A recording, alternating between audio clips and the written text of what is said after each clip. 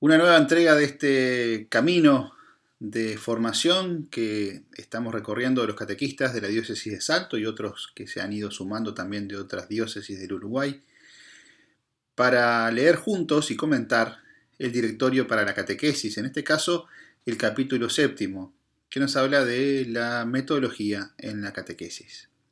Es muy importante este capítulo porque nos habla del cómo realizamos la catequesis.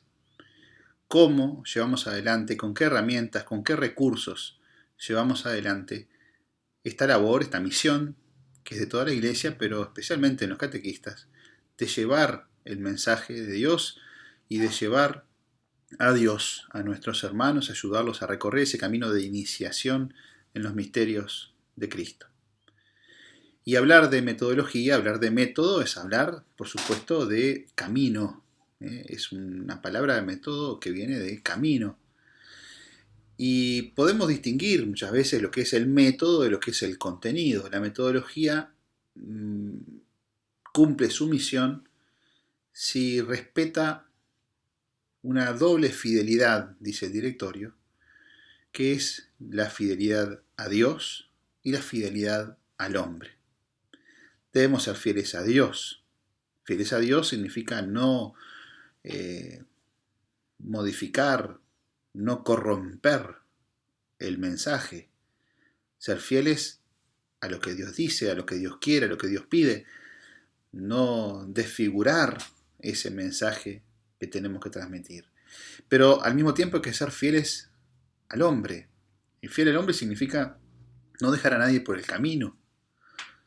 Porque si nuestra metodología, nuestra manera concreta, el camino como vamos recorriendo esta misión, vuelve incomprensible el mensaje, entonces no es una buena metodología. No estamos cumpliendo con lo que nos han pedido. Esto nos lleva a darnos cuenta que pueden existir muchos métodos, cuando en realidad existe una única fe, un único Cristo, un único bautismo, un único evangelio.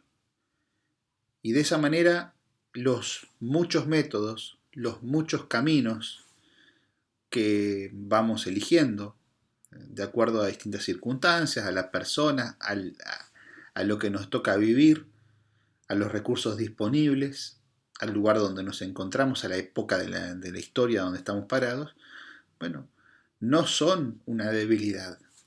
Que existan muchos métodos no es un motivo de debilidad. Hay gente que quizás querría o aspira, anhela que exista un solo método, un solo libro para todos, igual. Eh, Eso no es ni siquiera deseable, no es posible primero, pero tampoco es deseable.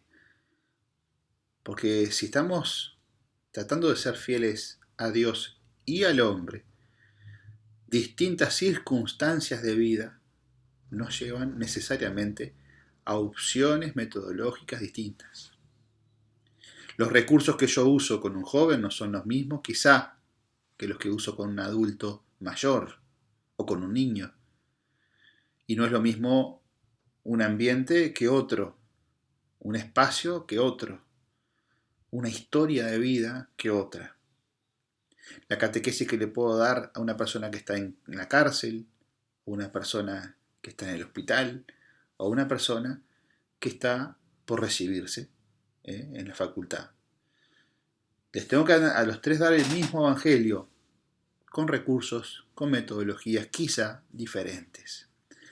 Así que eso es un discernimiento que le toca hacer a la iglesia, también al catequista, también al párroco, a la diócesis, cuáles son los mejores caminos en cada caso para cumplir con esa misión.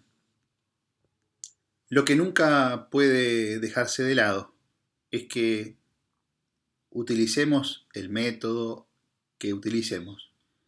Siempre en esa metodología tiene que estar presente la experiencia humana. Si una catequesis no toca, no hace pie en una experiencia humana, la catequesis pasa por encima. Es una catequesis que no tiene arraigo una catequesis que no toca ni transforma la vida de aquellos que la reciben o que la están viviendo. La experiencia humana, nos referimos a la experiencia humana, esa experiencia que es común a todos los seres humanos, de todos los tiempos, de todas las situaciones y condiciones de vida. Eso que nos identifica como seres humanos. Es algo de lo que el Evangelio está lleno, porque Jesús revela al hombre quién es el hombre. Jesús quiere decir es el más humano de toda la historia y el que respetó y valoró más la experiencia humana porque era conocedor de un misterio que pasa inadvertido para muchos.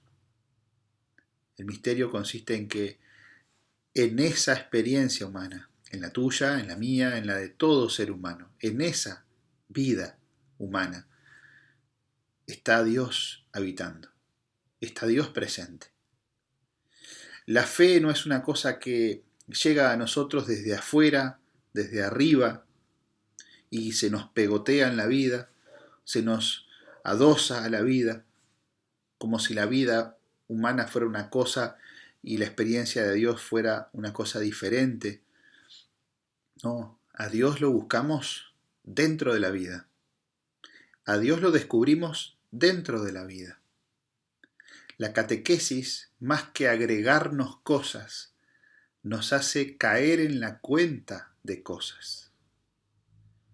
Más que meternos a Dios, más que meternos a Dios como con una cuña, la catequesis lo que nos hace es darnos los lentes apropiados para descubrir que Dios ya está en la vida. Dios ya está presente. Y por eso lo que hace Jesús, no solamente viviendo Él la experiencia humana, sino también llamando la atención de sus discípulos para leer apropiadamente la experiencia humana, es ni más ni menos que una catequesis. Eso que hace Jesús es una catequesis. Sus parábolas siempre parten de la experiencia humana. La experiencia humana es un tesoro que todo ser humano tiene. Releer esa experiencia, y nos referimos a las experiencias de miedo, de amor, de búsqueda de sentido, la experiencia incluso hasta de culpa, de búsquedas de todo tipo, de dolor y de alegría. En todas ellas podemos encontrar la presencia viva de Dios misericordioso y cercano a nuestra vida. Dios no es algo ajeno, pero a veces es algo desconocido. Ese Dios que está presente, la catequesis muchas veces simplemente le pone nombre. Nos hace caer en la cuenta, nos hace descubrir y nombrar la experiencia de Dios. Eso que Jesús hizo magistralmente con sus discípulos, estamos en la catequesis desafiados también a vivirlo. Juntamente con la experiencia humana y indisociable con esa experiencia humana, está la experiencia de la memoria. Somos quienes somos gracias a la memoria.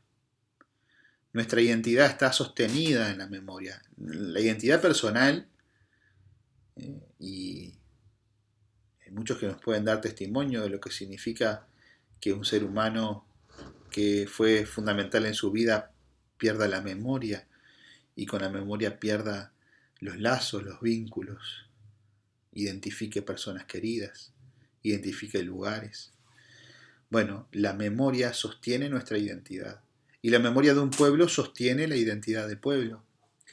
Las Sagradas Escrituras en gran parte son eso, es la memoria de un pueblo que da testimonio que en esa historia ha habido encuentros y desencuentros con Dios, que le han ido configurando como pueblo, que lo han ido marcando en los encuentros por el gozo de encontrarse con el Señor, en los desencuentros por la experiencia del perdón y de la fidelidad de Dios, que aunque el pueblo lo niega, Dios no lo niega, no lo abandona.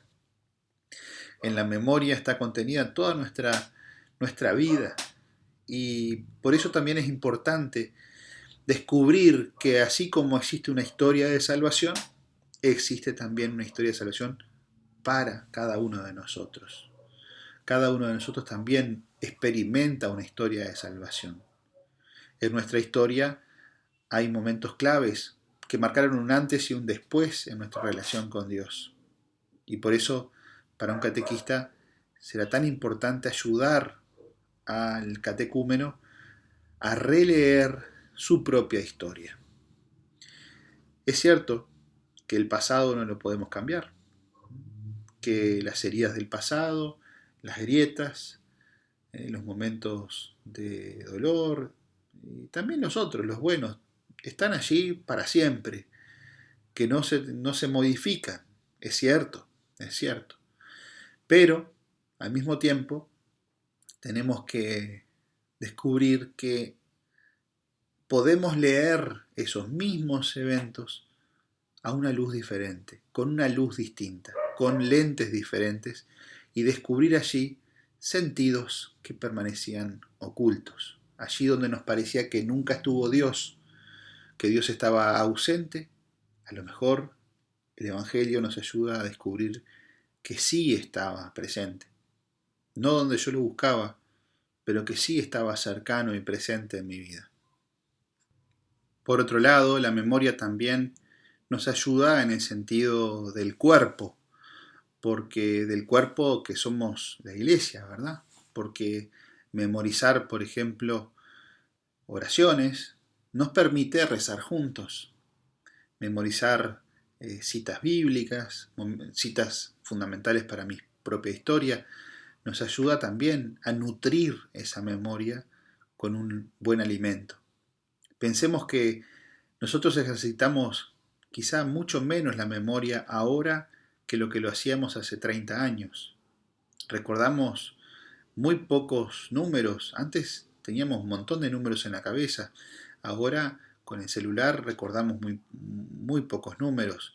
Pero sí recordamos eh, los PIN de una cuenta, de una tarjeta, el número de cédula, el propio número de teléfono, números que nos parecen que son importantes, direcciones, las cosas que las necesitamos permanentemente, las que tenemos que tener sin necesidad de ningún soporte de papel ni electrónico, esas cosas que tenemos que tener en la cabeza siempre, que van con nosotros de todos lados.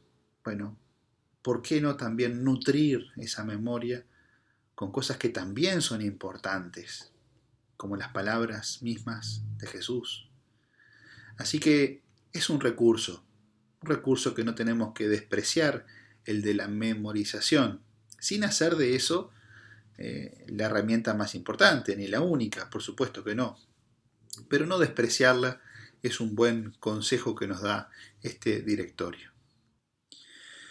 Por otro lado, el directorio nos está señalando que todo catequista es, de alguna manera, un políglota, alguien que maneja diferentes idiomas. No nos referimos a los idiomas inglés, francés, portugués, sino a los distintos lenguajes que nos permiten anunciar a Jesús y poner eh, en relevancia aspectos de la vida de todos los días. El lenguaje oral, escrito, por supuesto, pero también el lenguaje de los signos, el lenguaje de los gestos, el lenguaje propio de los modernos dispositivos electrónicos, y así todos esos elementos que a lo mejor no en todos nos sentimos igual de cómodos, pero que todos son necesarios, y algunos más necesarios que otros, dependiendo de a quién va dirigida esta catequesis. Entre esos diferentes lenguajes está, primero que nada, el de la narrativa. Recordemos lo que sucedía con nosotros cuando éramos niños y nos gustaba quizá que nos contaran cuentos, que nos leyeran un libro, que nos narraran una historia. Bueno, es muy diferente cuando esa narración está leída, cuando está leída con, con sentimiento, o cuando está contada, cuando el que nos está narrando lo está haciendo casi en primera persona, cuando esa narrativa es en realidad un recuerdo vivo, una anécdota personal. El interés que despierta es muy distinto. Uno de los recursos que va de la mano con esto es el de narrar textos del Evangelio. Narrarlos, quizá no seamos muy precisos, pero muchas veces al compartir la historia de Pablo, la historia de Pedro, la historia del nacimiento de Jesús, poder relatarla con nuestras propias palabras, tiene también un valor, un valor. Y ni hablar, por ejemplo, del testimonio personal, cuando una persona relata su propia conversión, su propio encuentro con Jesús. El que narra nos va describiendo un camino y al mismo tiempo nos va invitando, sin decirlo, a recorrerlo con nuestra imaginación.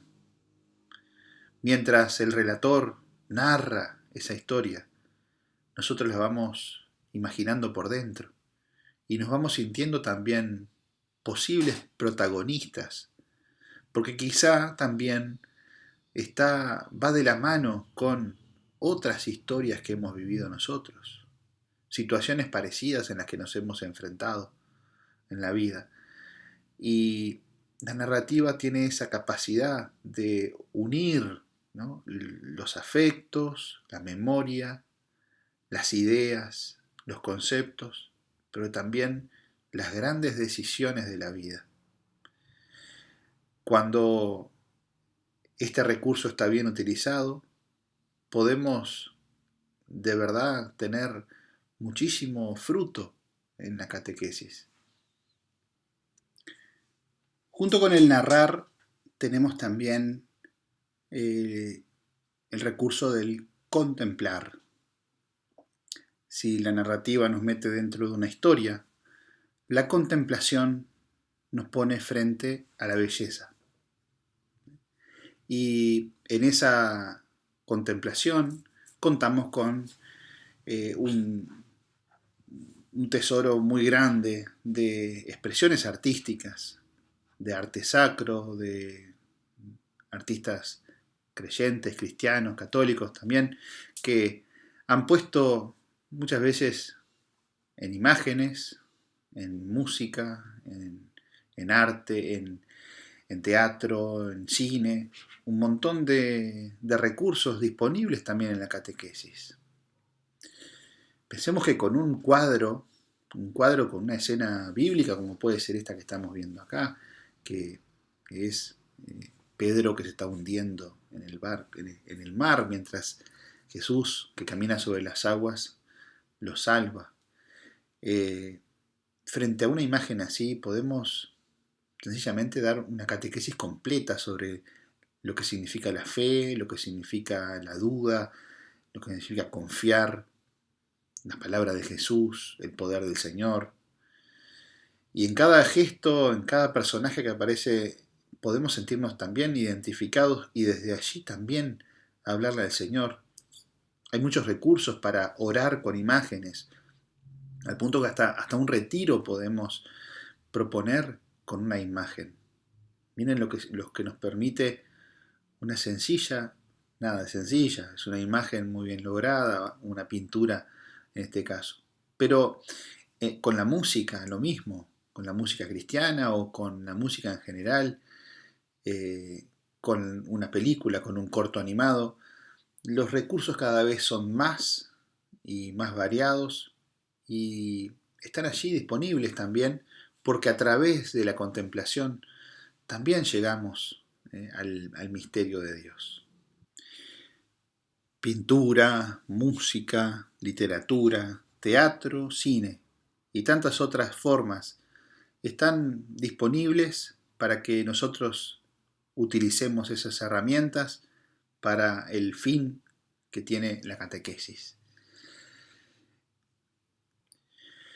Y modernamente también contamos con recursos propios de esta época, ¿no? De instrumentos digitales.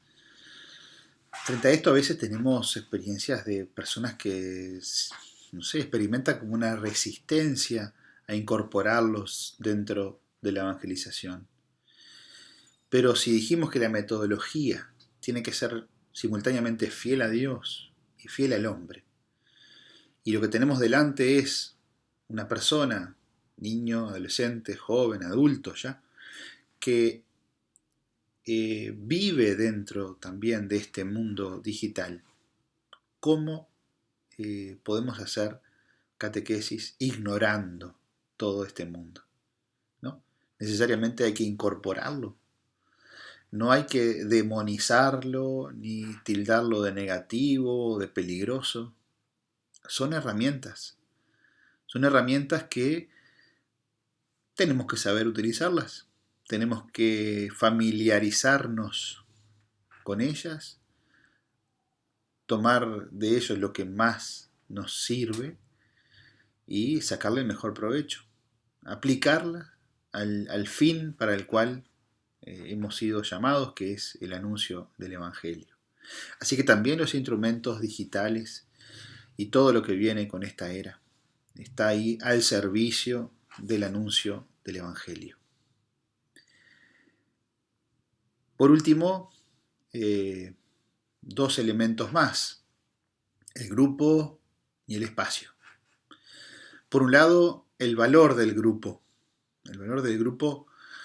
que tiene para el catecúmeno, para el catequizando, un anticipo de lo que significa la vida en comunidad. En el grupo descubrimos que la fe no se puede vivir aisladamente, que no existe el cristiano aislado en una isla. No, el cristiano siempre es con otros, cree con otros, discierne con otros, celebra con otros y vive su fe con otros y gracias a los demás. Formamos un cuerpo y no somos individuos solitarios que cree cada uno para sí y ante sí. En el grupo se experimenta el encuentro con los que son diferentes, con los que tienen una experiencia diferente y una sensibilidad diferente. En escala es la experiencia de la comunidad, donde soy aceptado, contenido, donde soy corregido con amor, donde aprendo también a convivir, a respetar, donde aprendo también a, a descubrir las distintas expresiones que hay de la misma fe. En el grupo no todos van a la misma velocidad, algunos van más rápido en algunos aspectos, otros van más lentos, pero todos aportan algo. Todos descubren que en el cuerpo tenemos diferentes recursos, tenemos diferentes modos de ser y todos tenemos algo para aportar. En este año y medio donde hemos experimentado la suspensión de la presencialidad, este elemento ha quedado muy ausente. Y es cierto que en sentido estricto no podemos dar catequesis sin presencialidad. Es muy valorable el esfuerzo que todos ustedes, cada uno de nosotros, ha hecho por mantenernos en contacto, mantener esa unidad con los con los catecúmenos, con los catequizandos, todos esos esfuerzos audiovisuales que, bueno, intentan mantener el vínculo con el grupo.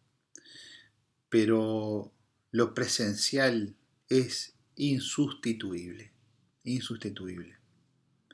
De tal manera que no es una opción eh, la, el Zoom, no es una opción el WhatsApp, es eh, un paliativo, es algo subsidiario, es algo que usamos mientras no se pueda lo otro, pero no tiene comparación, lo sabemos, lo hemos experimentado.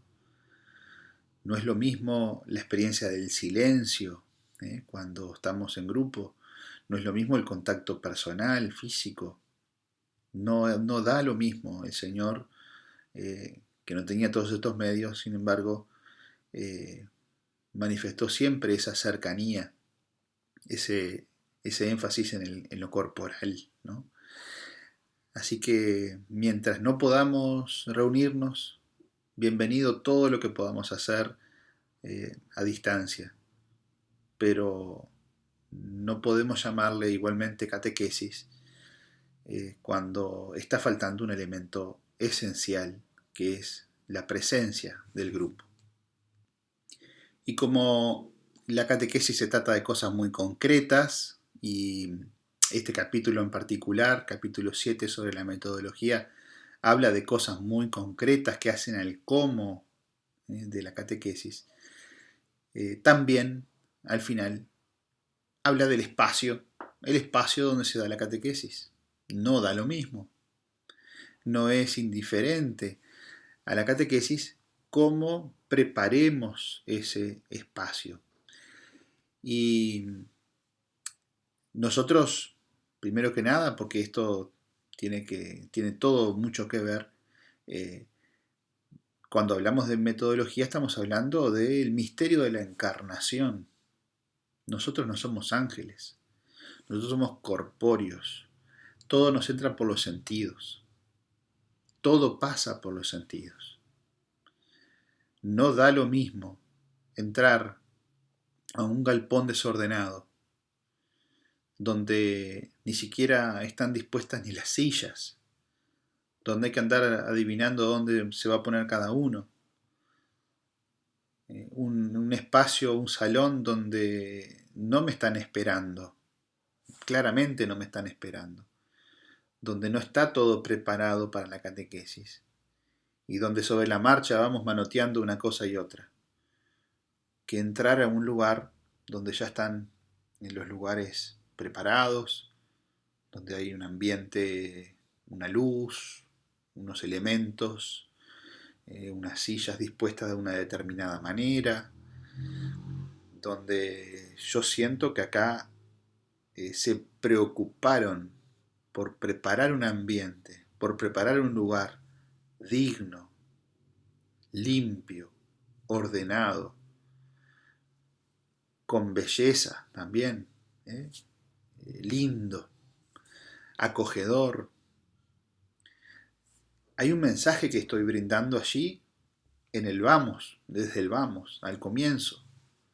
Son importantes. Ustedes que vienen a la catequesis son importantes y ameritaron que yo preparara, el catequista, alguien, no sabemos quién, preparó esa Biblia bien dispuesta, quizá en un lugar importante, esa velita que siempre acompaña. Y no es lo mismo que la catequesis esté dispuesta igual que está dispuesta un salón de clases. Como muchas veces, tradicionalmente, por lo menos, veían como si fuera un ómnibus, ¿no?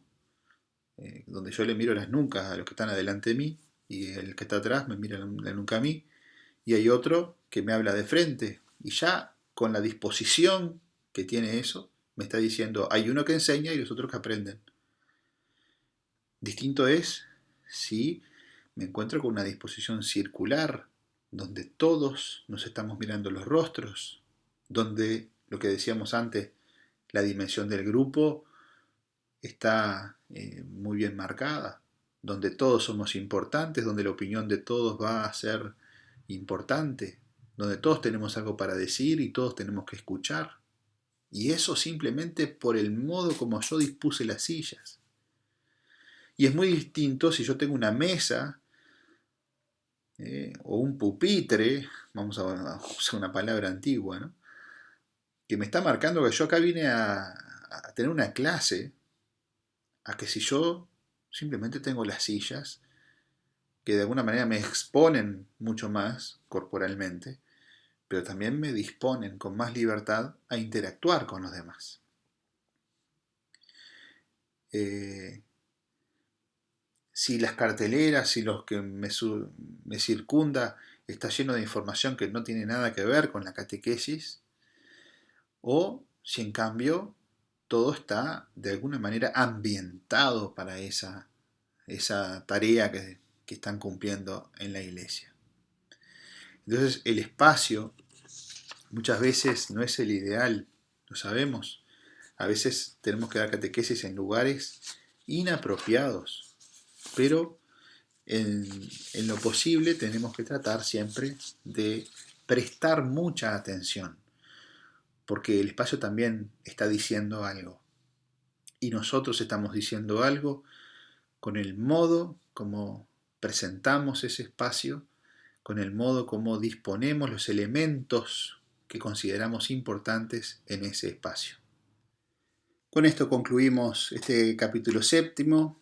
Nos hemos pasado un par de minutitos de la hora. Les pido disculpas con eso. Y bueno, como siempre, ahora lo que toca es a leerlo de nuevo. Nos vemos el lunes con el Zoom para aquellos que quieran evacuar alguna duda. Hasta pronto.